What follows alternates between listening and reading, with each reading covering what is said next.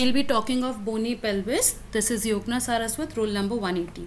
So what is bony pelvis? So bony pelvis basically consists of 4 bones, that are 2 hip bones, 1 sacrum and 1 coccyx, and this is divided into 2 parts, that is a greater pelvis, this is also known as false pelvis, and the lesser pelvis, which is also known as true pelvis. The sacrum, it forms the posterior superior part of the bony pelvis. It articulates on both sides with the hip bone at the sacroiliac joint and with the coccyx at its apex. This have a upper massive portion that bears the weight, while a lower tapering end. Now talking about the boundaries, the first one is this pelvic inlet, then we have pelvic cavity, and then last one is pelvic outlet. So what are the boundaries of pelvic inlet? So first of all, pelvic inlet is basically placed in an oblique plane, making an angle of 50 to 60 degree with the horizontal plane.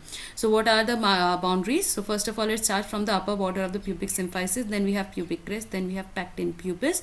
After pecten pubis, we have the arcuate line, and then ala of sacrum, and then sacral promontory. Now what are the boundaries of the pelvic outlet? So these are from arcuate ligament to the ischiopubic rami, then ischial tuberosity, then sacrotuberous ligament, and then coccyx. Now from pubic crest to this ala of sacrum, this is also known as linea terminalis. Now talking of the dimensions of all three. So the dimensions are basically measured in anteroposterior diameter, transverse diameter, and oblique diameter.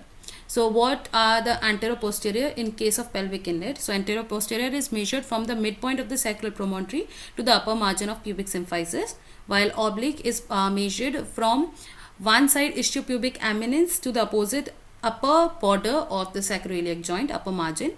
And in case of pelvic cavity, the oblique is from one lower border of the sacroiliac joint to the opposite side midpoint of the obturator membrane. Pelvic outlets oblique diameter is from one side ischiopubic rami to the opposite side sacrotuberous ligament midpoint. Now how could we remember all these dimensions? So the oblique diameter will always be 12, and in case of pelvic cavity, all the diameters will always be 12.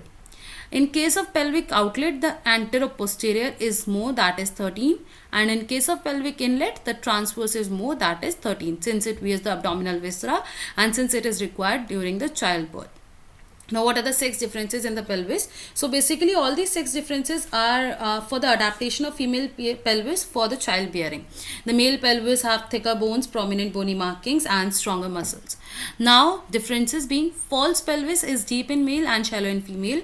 Pelvic inlet is heart shaped in male because of the forward jutting of the sacrum, and oval in females. The pelvic cavity is small and deep in males, while roomier and shallower in females. Outlet is smaller in case of males, and the ischial tuberosities are turned inside, that is inverted tuberosities, while in female these are everted tuberosities. The most important point is the subpubic angle. The subpubic angle is this one. So the subpubic angle is 50 to 60 degree in males, while it is 80 to 85 degree in cases of female. Some more differences are that the sacrum is long and narrow in males, while short and wide in females. The greater sciatic notch is wider in females, that is 75 degree. The acetabulum is large in male. The preauricular sulcus is more marked in female.